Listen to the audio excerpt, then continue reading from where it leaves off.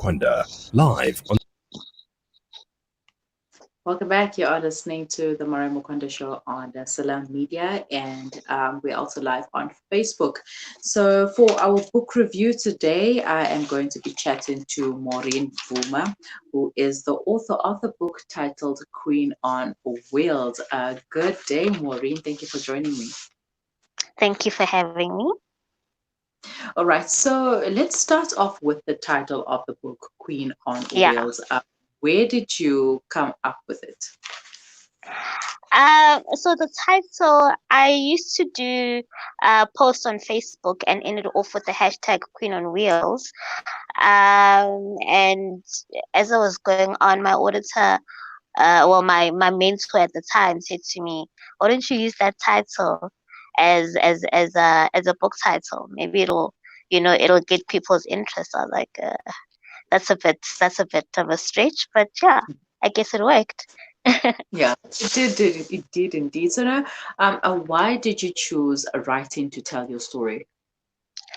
I've always wanted to write a book, and I've always felt that eventually I'd have to tell my story, Mm, because for me, my story is not really about me, but really about helping other people out there heal or find some sort of comfort in whatever situation they're going through. So it wasn't really a matter of me writing it because I want to show the world how great I am, but to give people hope, really. And during your writing, was there ever a time where you felt like you didn't feel comfortable to share some aspects about your life? Did you share most of those aspects? What was the journey like? I mean, it was very uncomfortable because I had to really sit down and think of, well, remember a lot of things that have happened in the course of my life, the just remembering the pain and the discomforts, and having to decide if it's really something that I really want to share, or is it something that I will share maybe in the future when I do decide to write another book. But yeah, it was quite a journey. It was a very emotional journey. I even ended up deciding to go see someone about it just to make sure that, it's not really affecting me mentally and emotionally to a point where I can't cope with it anymore. And from what you Yeah. were able to share, how was that received by your fans? So far it's been a good response. I didn't expect it. I actually don't know what I expected, to be quite honest, but the response has been good. People have told me that they've cried, they've laughed, they've really opened up about what they've been going through themselves. So it's good. I'm happy with the response. All right. So, what is the Yeah. genre of the book? Is it more about you telling your story? And what did you hope to achieve from that? Because, I mean, you've mentioned that some of your readers cried and they laughed and they found themselves in there as well. Um,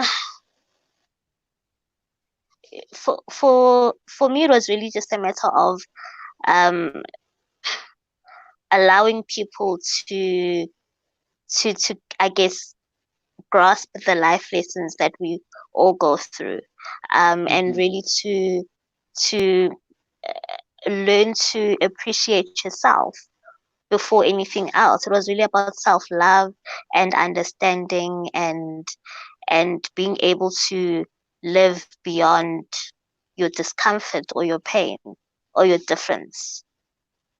Hmm. And what were Yeah. some of the challenges that you faced when you were writing the book as well as publishing it? Sure, publishing it. I mean, it was my first time, obviously, writing and publishing a book. So, getting to Mm. understand how the publishing works, how, just putting a book together, the whole process, and also the expenses behind it. Yeah, that was for me a huge eye opener, um, and a huge stress, to be quite honest. I think after everything, I was done for a while. I didn't want to have even think about the fact that I wrote a book or I published it, because it exhausted me mentally just thinking about the whole process. So in Yeah. that case, do you think that there would be a part two? Did you ever consider writing another book, or did you say, hey, you know what, I'm done with this? I I never thought about a part two of that book. But I do want to write another book. Although people are saying, no, there's some parts where you've missed out. Really want to know more about this. Can you please write more? And so, like, I don't know. I'm really trying to decide whether I should do a part two of the book. Although I never really wanted to do a part two of the book, because I feel like an autobiography is one of those things where you write once, you don't write it again. So I'm trying to decide, whether I do a part two or a different book altogether. So we'll see. All right, okay. And Yeah. what is your writing style like? Sure. Um, do I even know? I just write. It's I'd like to think it's a very straight to the point and honest type of style of writing. Um, I don't know if I have a style. Like I won't lie and say it's a specific type of style. For me, it's honest. I just write what I feel at the time and not drag it on, and just get to the point and finish.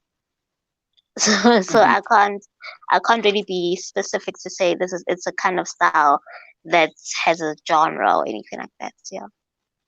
Okay. Now, being a person who is differently able, do you often Mm. feel like people always look at you as their inspiration or as their motivation?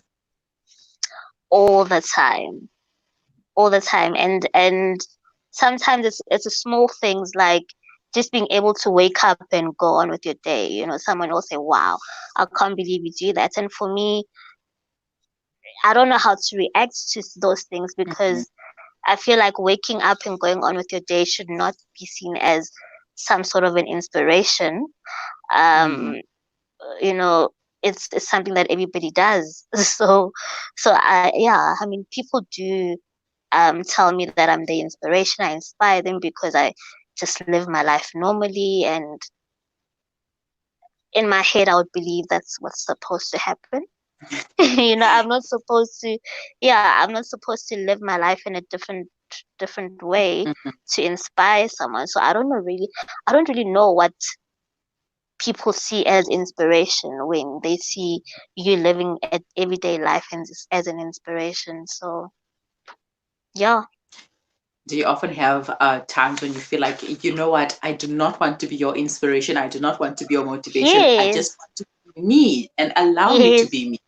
Yes, because for me, in moments like that, especially when people say, "Oh, you wake up and go on with your day," I think, okay, but I'm supposed to do that. Like, just allow Mm, me to go on with my day. Just allow me. Don't come and tell me that I inspire you just because I'm living.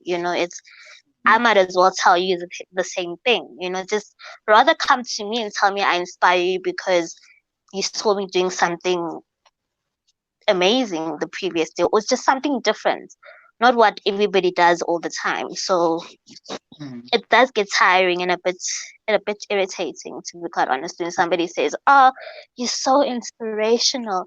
I can't believe you do that." Yeah, but okay, you do it too. So I don't understand. So yeah. Mhm.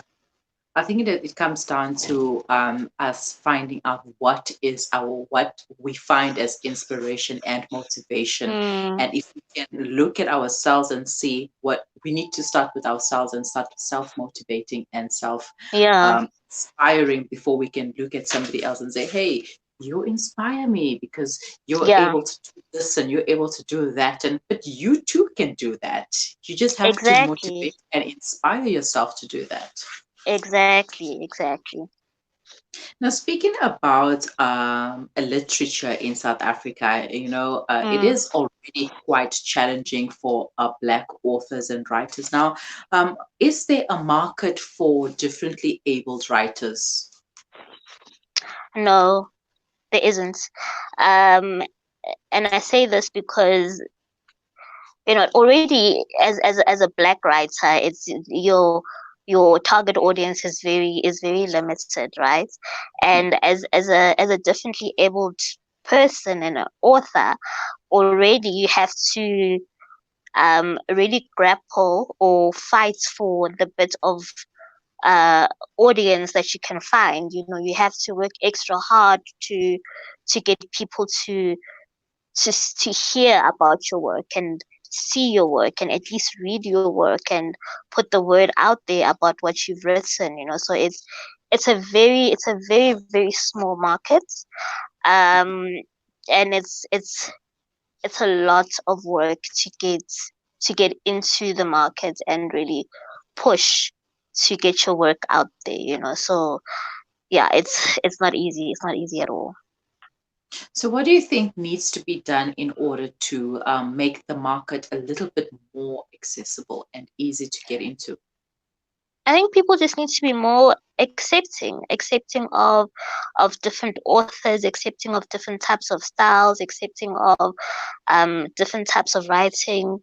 I mean, especially when it comes to autobiographies, because I see that a lot of authors, especially differently abled authors, do write a lot of autobiographies. People need to be more accepting of that as well, because it's I guess it's our way of telling our stories and getting our stories out there and trying to inspire as many people as possible, because it's not really easy to get, people inspired just by being in your closed corner, but by being able to put the word out there, people need to be more receptive of what is being written, and people are readers, so we shouldn't Hmm. be as picky as we are when it comes to what we want to read and by what kind of author we expect to see it from. Mm-hmm. Definitely. Yeah. If you could tell your younger self something, what would it be? Uh, sure. To to love yourself more and be more lenient on yourself, because I was very hard on myself when I was younger. I was not as loving towards myself when I was younger. So it's one of those things where I would definitely tell my younger self to do. Just be more loving and more lenient towards yourself and give yourself a break. It's Mm-hmm. okay to just not want to do anything. Just relax Mm-hmm. and things will fall into place. Mm-hmm. Yeah, you have Yeah. no idea how much that advice is just so necessary. Just Yeah. relax and take it easy. Just don't beat Exactly. too hard. Don't stress. Exactly. Yeah. Okay. So where can listeners or the viewers get a copy of your book? So they can get the copy through me. So they can either send me an email or call me or find me on Facebook. And yeah, I will definitely courier the book to them. All right, awesome. And Yeah. advice to aspiring differently abled writers?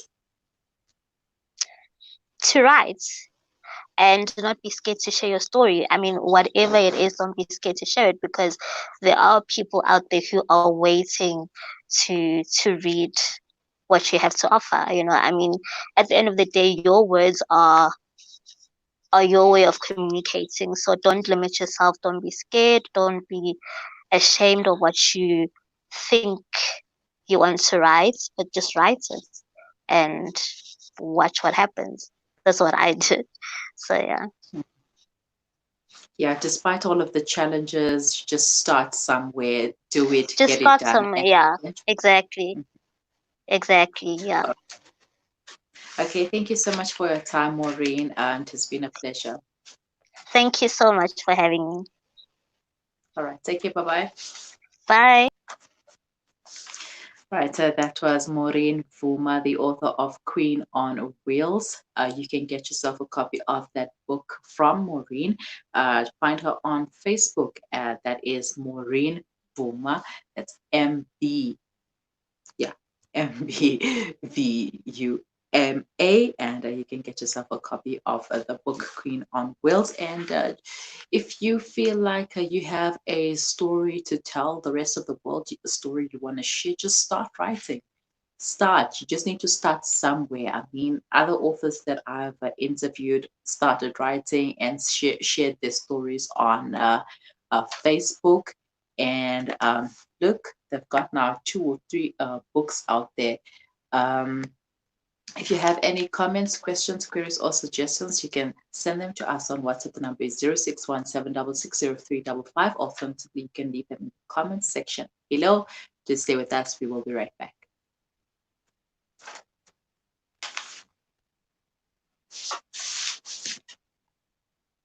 Live on Salam Media.